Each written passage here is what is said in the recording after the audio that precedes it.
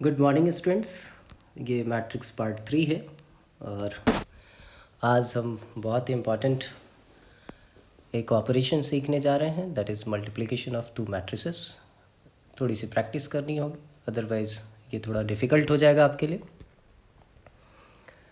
Video में हम बहुत सारे एग्जांपल्स लेके आपको ये चीज़ क्लियर करने की कोशिश करेंगे कि भाई मल्टीप्लिकेशन करनी कैसे है।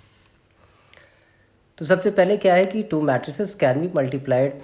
कंडीशन है कि when the columns of pre matrix is equal to the number of rows of post matrix. ये प्री और पोस्ट का चक्कर क्या है, अगर ए और बी दो मैट्रिक्स हैं, आप ए बी आपने फाइंड आउट किया तो ए को प्री मैट्रिक्स बोलेंगे और बी को हम पोस्ट मैट्रिक्स बोलेंगे। तो पहले वाले मैट्रिक्स का कॉलम दूसरे वाले मैट्रिक्स के रो के इक्वल हो तभी मल्टीप्लिकेशन पॉसिबल है। तो एक चीज़ क्लियर हो गई कि सारे मैट्रिक्स आपस में मल्टीप्लाई नहीं हो सकते। जब ये कंडीशन फॉलो होगा तभी वो मल्टीप्लाई होंगे। तो यहाँ पे एक मैट्रिक्स हमने ए लिया है जिसका ऑर्डर है m क्रॉस n, और बी एक मैट्रिक्स लिया है जिसका ऑर्डर है p क्रॉस q। तो ये दोनों मल्टीप्लाई कब होंगे, जब ए बी आपको अगर निकालना है तो n जो है वो p के इक्वल हो, मतलब पहले वाले मैट्रिक्स का कॉलम दूसरे वाले मैट्रिक्स के रो के इक्वल हो। और जब ये दोनों इक्वल हो जाएंगे तो जो रिजल्टेंट मैट्रिक्स है ए बी वो हमारा m क्रॉस q होगा। यहाँ पे ये m क्रॉस p लिखा है, इसको आप ठीक कर लेंगे, m क्रॉस q होगा। ये मैथमेटिकल डेफिनेशन है CIJ। ये कैसे मल्टीप्लाई हो रहे हैं वो एग्जांपल में आपको पता चलेगा। तो ये आप आगे देखिए। ये क्वेश्चन हमने लिया कि एक मैट्रिक्स है A जो 2 क्रॉस 3 है, दूसरा मैट्रिक्स है 3 क्रॉस 2। ए बी और बी ये दोनों डिफाइन है, ए बी और बी ये दोनों आप निकाल सकते हो। तो ए हमारा 2 क्रॉस 3 है, बी 3 क्रॉस 2 है। तो सबसे पहले हमने कंडीशन चेक की, ए के number of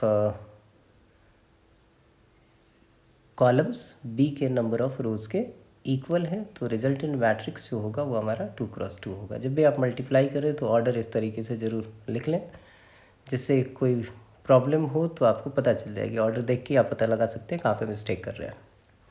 matrix multiplication row by column होती है। इसका मतलब आपको पहले रो लेना होता है और हर रो को कॉलम से मल्टीप्लाई करना होता है। पहला रो है हमारे पास 1 2 3। जो रो 1 है उसके एलिमेंट्स है 1 2 3, उसको आपने पहले कॉलम से मल्टीप्लाई किया। पहला रो पहले कॉलम से मल्टीप्लाई हो रहा है तो रिजल्टेंट मैट्रिक्स में उसका पोजीशन जो होगा वो क्या होगा, 1 1 होगा। तो 1 2 3 है, ये 7 8 9 है। तो 1 इंटू 7, 2 इंटू 8, 3 इंटू 9, और इन तीनों को ऐड कर देंगे। नेक्स्ट हमारे पास क्या है कि इसी रो को आप लोगे और सेकंड वाले कॉलम से मल्टीप्लाई करोगे। तो 0 1 2 है, 1 2 3 से आपने मल्टीप्लाई किया तो 1 इंटू 0, 2 इंटू 1, 3 इंटू 2, ये लिख दिया आपने। फिर अगला होगा आपके पास कि सेकंड रो आपने लिया और फर्स्ट वाले कॉलम से मल्टीप्लाई किया। तो देखिए यहाँ 4 इंटू 7, 5 इंटू 8 एंड 6 इंटू 9 है। Similarly second row second column multiply होगा, पोजीशन क्या होगी 2 2। तो ये हमारे पास 4 इंटू 0, 5 इंटू 1, 6 इंटू 2, बाकी ऐड वैड कर दिया तो ये 58 1 1 2 एंड 17 एक 2 क्रॉस 2 मैट्रिक्स आ गया। अब बी ए निकालते हैं। बी ए देखिए 3 क्रॉस 2 और ये 2 क्रॉस 3। तो जो रिजल्टेंट मैट्रिक्स होगा वो क्या होगा, पहले वाले मैट्रिक्स का रो ले लेगा और पोस्ट वाले मैट्रिक्स का कॉलम ले लेगा, तो 3 क्रॉस 3 होगा। यहाँ भी वैसे ही देखिए रो बाई कॉलम मल्टीप्लिकेशन होगी। तो 7 इंटू 1, 0 इंटू 4। फिर फर्स्ट रो सेकंड कॉलम तो 1 2 पोजीशन होगी, 7 इंटू 2, 0 इंटू 5। सिमिलरली आपके पास 7 इंटू 3 एंड 0 इंटू 6, ऐसे ही ये चलता रहा। फिर 8 1 हमने लिया, फिर ऐसे ही मल्टीप्लाई किया, फिर 9 2 लिया, सारी कॉलम से मल्टीप्लाई किया और इन सबको हमने ऐड वैड करके ये निकाला, ये आपके पास बी आ गया। तो एक चीज़ क्लियर हो गई कि ए बी और बी ए इक्वल नहीं होंगे, हो भी सकते हैं नहीं भी हो सकते हैं, आगे भी देखेंगे। यहाँ पे तो इक्वल नहीं है क्योंकि दोनों का ऑर्डर ही अलग है, इसका 2 क्रॉस 2 है और इसका 3 क्रॉस 3 है। एक सेकेंड एग्जाम्पल और लिया हमने। ये क्वेश्चन है कि ए और बी दो मैट्रिक्स हैं, ए बी और बी ए निकालना है। ये देखिए 2 क्रॉस 2, ये भी 2 क्रॉस 2, तो रिजल्टेंट आपके पास 2 क्रॉस 2 होगा। फिर रो बाई कॉलम ये मल्टीप्लिकेशन हुई, 1 into 3, 0 into 0, 1 into 0, 0 into 4, 0 into 3, 2 into 0, ये मल्टीप्लाई किया, ये रिजल्टेंट आ गया 3008। बी ए की भी वैसे ही मल्टीप्लिकेशन, रो लिया आपने, कॉलम से मल्टीप्लाई किया, फर्स्ट रो फर्स्ट कॉलम, ऐसे ही आप आगे बढ़ते चले गए और ये आपके पास रिजल्ट आ गया 3008। तो ये देखिए एक एग्जांपल हो गया कि ए और बी जो है वो आपके इक्वल नहीं है, लेकिन ए बी और बी ए जो है वो सेम ऑर्डर का आ रहा है और वो इक्वल भी है, तो इसका मतलब कॉम्पिटिटिव हो भी सकता है और नहीं भी हो सकता है। अभी थोड़े और क्वेश्चन देखेंगे। अगला क्वेश्चन हमने लिया ए और बी दो मैट्रिक्स ले लिया, ए बी निकाला हमने, फिर से वही रो बाई कॉलम वाली मल्टीप्लिकेशन आप कर रहे हो तो ये जीरो मैट्रिक्स आ गया। देखिए यहाँ पे एक चीज़ ध्यान देने वाली है, ए और बी दो नॉन जीरो मैट्रिक्स है और उनका प्रोडक्ट जीरो मैट्रिक्स आ रहा है। तो ये कभी कभी क्वेश्चन पूछते हैं कि if A B is zero then A is zero, B is zero, both are zero, none of them are zero. तो ये देखिए जीरो मैट्रिक्स हो भी सकते हैं और नहीं भी हो सकते हैं। ये देखिए ये पॉसिबिलिटी है कि दो नॉन जीरो मैट्रिक्स का प्रोडक्ट जीरो मैट्रिक्स हो जाएगा। ये ज़रूरी नहीं कि ए बी अगर जीरो है तो उन दोनों में से कोई एक जीरो मैट्रिक्स होगा। एक बेस्ट एग्जांपल ये है कि यहाँ से सारी कन्फ्यूजन मुझे लगता है दूर हो जाएगी। एक ए मैट्रिक्स लिया है जो रो मैट्रिक्स है, बी जो है वो कॉलम मैट्रिक्स है, ए बी और बी ए निकालना है। ए बी लिखा फिर से 1x3, 3x1, तो रिजल्टेंट 1x1 होगा क्योंकि एक ही रो है एक ही कॉलम है, वो उससे मल्टीप्लाई होगा। ये मल्टीप्लाई हुआ 32 आ गया। ये मैट्रिक्स आपका 1x1 है।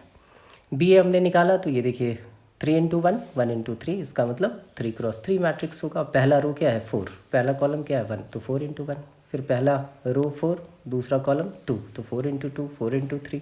ये देखिए ये 3x3 मैट्रिक्स आया। यहाँ पे ए बी और बी आपको इक्वल भी नहीं दिख रहा। अब यूनिट मैट्रिक्स के साथ हमें प्रोडक्ट निकालना है। एक मैट्रिक्स स्क्वायर मैट्रिक्स हमने ए लिया हुआ है और उसको यूनिट मैट्रिक्स से मल्टीप्लाई कर रहे हैं। यूनिट मैट्रिक्स आपको पता ही है स्क्वायर मैट्रिक्स होता है, डायगोनल एलिमेंट्स 1 1 1 होते हैं। अगर ये 3x3 है तो उसका डायगोनल एलिमेंट जो होगा वो उसका ऑर्डर जो है वो 3x3 होगा। तो हमने ए आई निकाला तो देखिए अब तो मल्टीप्लिकेशन थोड़ी बहुत आपको आई गई है, तो ये आपको सेम रिजल्ट आ रहा है आपके पास।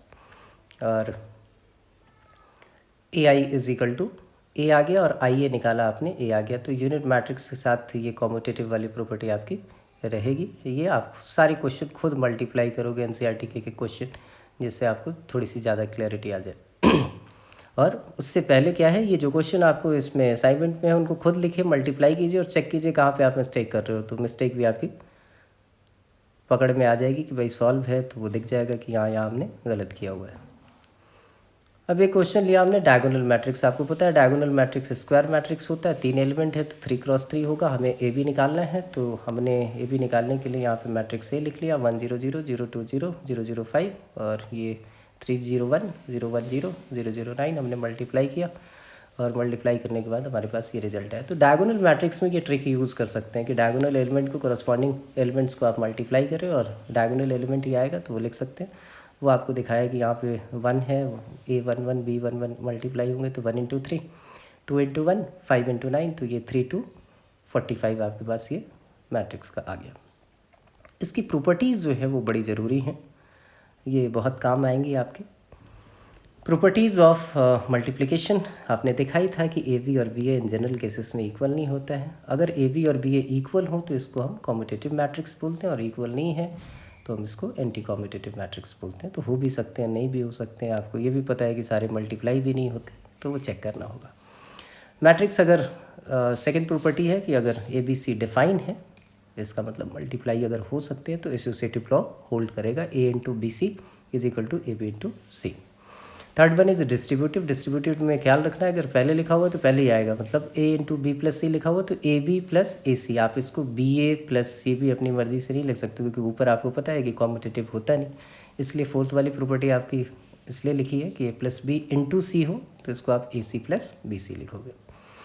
किसी स्केलर से किसी मैट्रिक्स को मल्टीप्लाई करने से कोई फ़र्क नहीं पड़ता, 2a और a इंटू 2 दोनों बात बराबर है तो इसकी तो कोई मीनिंग है नहीं।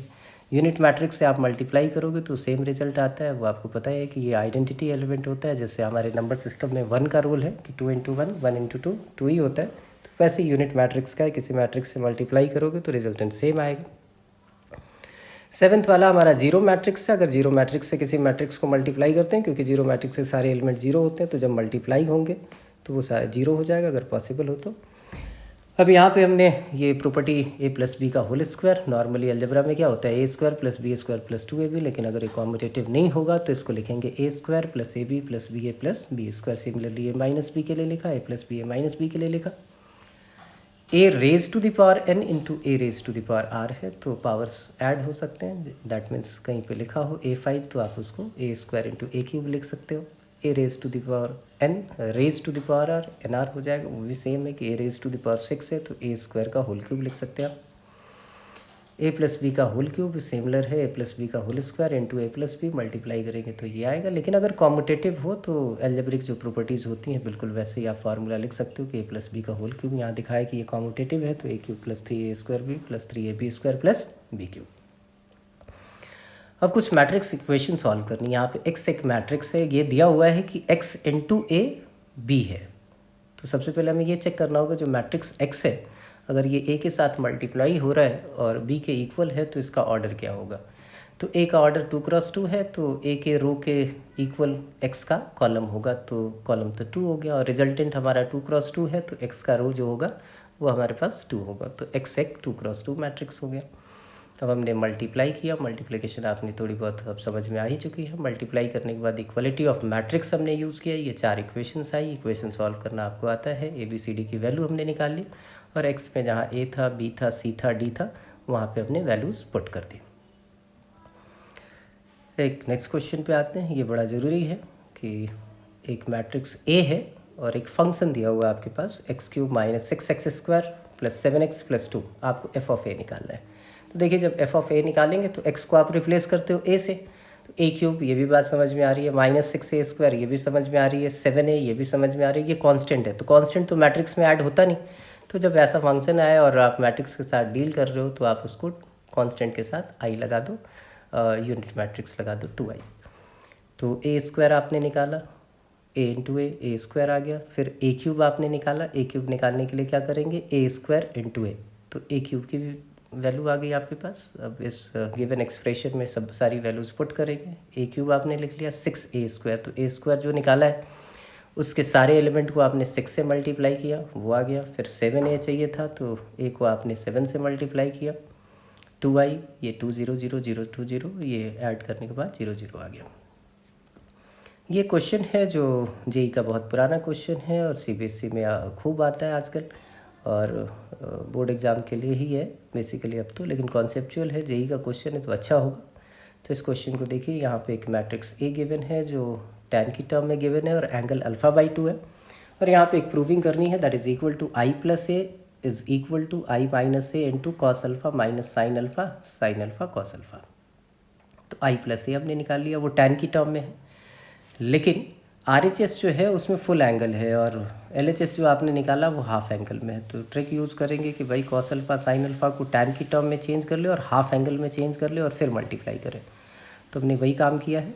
हमने क्या किया, इसको चेंज कर लिया। देखिए यहाँ पे कॉस अल्फ़ा को हमने क्या लिख लिया 1 minus tan square α/2, 1 plus tan square α/2, sine alpha को 2 tan α/2, 1 प्लस tan स्क्वायर α/2। अब इस मैट्रिक्स में आप देखिए 1 प्लस tan स्क्वायर α/2 चारों के साथ है तो आप उसको बाहर निकाल सकते हो। आपने बाहर निकाला और यहाँ पे आपने 1/1 प्लस tan स्क्वायर α/2 लिख दिया, इसको मल्टीप्लाई किया, ये सिंप्लीफिकेशन की और ये रिज़ल्ट आ गया आपके पास। तो यही एक ट्रिक है। ये वर्ड प्रॉब्लम जो है वो आपके बोर्ड एग्ज़ाम में आएंगे, इसकी प्रैक्टिस करनी पड़ेगी आपको। सिंपल सा क्वेश्चन होता है 7th 8th टाइप, लेकिन मैट्रिक्स यूजिंग मैट्रिक्स लिखा होगा कि आपको इसको सॉल्व करना है कि 30,000 रुपीज़ है उसको 2 बॉन्ड में इन्वेस्ट करना है। एक बॉन्ड पे 5% इंटरेस्ट मिलता है पर ईयर और दूसरे पे 7% मिलता है, तो डायरेक्टली हम निकाल सकते थे, लेकिन मैट्रिक्स मल्टीप्लिकेशन यूज़ करनी है आपको। तो ये देखिए मल्टीप्लिकेशन कैसे यूज़ होगी। तो ये टोटल इंटरेस्ट आ रहा है 1800 को अगर एक मैट्रिक्स में कन्वर्ट करें तो 1x1 हो, तो इसका मतलब 2 ऐसे मैट्रिक्स कंस्ट्रक्ट हमें करने होंगे जिनको मल्टीप्लाई करें तो 1x1 है। तो हमने लिखा कि फर्स्ट बॉन्ड में हमने x रुपीज़ इन्वेस्ट कर दिए और सेकेंड बॉन्ड में क्या होगा 30,000 माइनस x। तो एक रो मैट्रिक्स हमने बना लिया x एंड 30,000 माइनस x, और ये 1x2 है तो दूसरा मैट्रिक्स हमें 1x1 लाने के लिए 2x1 बनाना होगा। तो इंटरेस्ट का जो है एक मैट्रिक्स बनाया वो 5/100 एंड 7/100, क्योंकि 5% और 7% गिवन था। जब इसको मल्टीप्लाई करेंगे तो ये मल्टीप्लिकेशन हुई equal to 1800, equality of matrix लगा दी, ये इक्वेशन आई, सॉल्व किया तो x की वैल्यू आ गई हमारे पास क्या 15,000। तो पहले बॉन्ड में हमने कितना इन्वेस्ट किया है 15,000, तो दूसरे बॉन्ड में कितना होगा 30,000 माइनस 15,000 दैट इज़ 15,000। ये आपके NCERT का ही क्वेश्चन है, वो वहाँ से लिया है।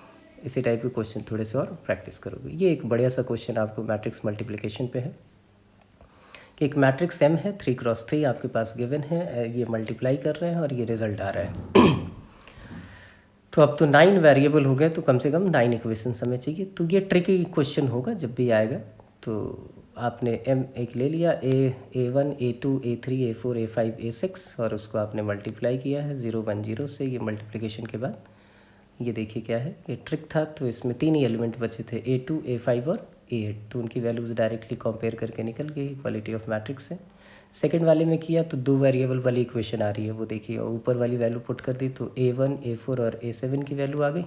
थर्ड वाले में जब पुट किया तो उन दोनों की वैल्यूज़ निकली, यहाँ पुट करके ये निकाल लिया, तो m यहाँ पे हम लिख सकते हैं। तो ये बढ़िया सा क्वेश्चन है, अच्छा क्वेश्चन है जिसकी प्रैक्टिस आप करोगे। ये आते हैं जो नेक्स्ट वन कि a और b दो मैट्रिक्स हैं, और A B is equal to B और B is equal to A है, तो a square plus B square की वैल्यू a प्लस बी होगी। ये ऑब्जेक्टिव में इस टाइप के बहुत ट्रिकी क्वेश्चन आते हैं, तो थोड़ा सा दिमाग लगाने की ज़रूरत है। अब स्क्वायर हम हटाना चाहते हैं, तो a square plus B square को हमने a और b लिख दिया। अब देखिए ध्यान से, कौन से वाले a को रिप्लेस करें, पहले वाले को करें तो कोई फ़ायदा नहीं। a की जगह आपने अगर ba लिखा तो फिर से b a स्क्वायर आ जाएगा, तो कोई फ़ायदा नहीं। तो इसलिए बाद वाले a को आपने ba लिख दिया और बाद वाले b को आपने a b लिख दिया। अब एसोसिएटिव प्रॉपर्टी लगा ली, तो a b इंटू ए लिख सकते हैं, b इंटू बी लिख सकते हैं। a b को आप क्या लिख सकते हो, ऊपर देखो a b को आप लिख सकते हो b, तो ये फिर से बी ए हो गया, और बी ए को क्या लिख सकते हो, ए। तो ये हमारे पास ए बी हो गया, तो बी ए प्लस ए बी को आपने ए प्लस बी लिख दिया, ये प्लस बी के इक्वल आ गया। कुछ मल्टीप्लिकेशन पे बेस कुछ और मैट्रिक्स आए, ये मैट्रिक्स आपके सिलेबस का पार्ट नहीं है, लेकिन ये ऑप्शंस में आते हैं, तो आपको बेसिक आइडिया होना चाहिए कि बेसिकली है क्या ये। तो एक मैट्रिक्स है, ये सारे स्क्वायर मैट्रिक्स के फैमिली से आए हैं। तो एक है आइडेम्पोटेंट मैट्रिक्स, एक स्क्वायर मैट्रिक्स जिसका स्क्वायर करे तो वही आ जाए, उसको आइडेम्पोटेंट बोलते हैं। तो ये आपके पास 2 एग्जाम्पल दिए हुए हैं, आप इन दोनों को मल्टीप्लाई करके एक बारी वेरिफिकेशन कर लोगे। सेकेंड मैट्रिक्स है आपका निलपोटेंट मैट्रिक्स। निलपोटेंट मैट्रिक्स क्या है कि एक स्क्वायर मैट्रिक्स की फैमिली का मैट्रिक्स है जिसमें a raise to the power n 0 हो। n क्या है हमारा, इंटीजर है, लेकिन a raise to the power n minus 1 zero matrix ना हो। इसका मतलब a क्यूब अगर 0 हो जाए, जीरो मैट्रिक्स, तो a स्क्वायर जीरो मैट्रिक्स नहीं होना चाहिए, उससे जस्ट पहले वाला, तब आप उसको बोलोगे। और अगर a क्यूब पे 0 हो रहा है तो उसको आप ऑर्डर ऑफ 3 का निलपोटेंट मैट्रिक्स बोलोगे। ये 2 एग्जाम्पल है, इनको आप लेके मल्टीप्लाई करोगे, ए स्क्वायर ए क्यूब a4 कहाँ पे 0 हो रहे हैं उसके हिसाब से इसका ऑर्डर वगैरह चेक कर लोगे। थर्ड है इन्वोल्यूटरी मैट्रिक्स, ये भी स्क्वायर मैट्रिक्स का पार्ट है कि अगर ए स्क्वायर आई के इक्वल आ जाए, यूनिट मैट्रिक्स के इक्वल आ जाए, तो उसको इन्वोल्यूटरी मैट्रिक्स बोलोगे आप। नेक्स्ट है आपके पास पीरियोडिक। पीरियोडिक का मतलब बताइए कि एक सर्टेन टाइम के बाद वो रिपीट करना शुरू हो जाए, तो a raise to the power k plus 1, अगर a हो जाए तो k को उसका पीरियड बोलेंगे। जैसे ऊपर आइडेम्पोटेंट मैट्रिक्स है, उसका पीरियड अगर बोला जाए तो वो भी पीरियोडिक हो गया, उसका पीरियड 1 है। ये एग्जांपल है आपके पास, इसको मल्टीप्लाई करके आप चेक कर सकते हो कि इसका पीरियड क्या है। और एक लास्ट मल्टीप्लिकेशन पे बेस्ड जो कैटेगरी है उसमें एक ऑर्थोगोनल मैट्रिक्स होगा, एक स्क्वायर मैट्रिक्स जिसको उसके ट्रांसपोज से मल्टीप्लाई करें। ये ट्रांसपोज जो है वो आगे मिलेगा आपको, ये डेफिनेशन लिख लें, कल की क्लास में आप ट्रांसपोज सीखोगे। तो a इंटू ए ट्रांसपोज इंटू ए अगर i के इक्वल हो जाए तो इसको ऑर्थोगोनल मैट्रिक्स बोलेंगे। अब टाइप्स बता रहे थे इसलिए यहाँ पे लिख दिया, तो ट्रांसपोज आपकी समझ में कल आएगा, उसके साथ आप इसको समझ लोगे। तो बाकी के क्वेश्चंस आपको करने हैं, असाइनमेंट्स आपको कल या परसों में मिलेंगी। तब तक एनसीईआरटी के सारे क्वेश्चन कीजिए, मल्टीप्लिकेशन की अच्छी प्रैक्टिस कीजिए, प्रॉब्लम सेंड कीजिए। आप लोग प्रॉब्लम नहीं भेज रहे हो तो पर्सनली मुझे लगता है कॉल भी करनी पड़ेगी आप लोगों को, इसलिए सीरियस हो जाइए और ये सारे काम कीजिए। Thank you.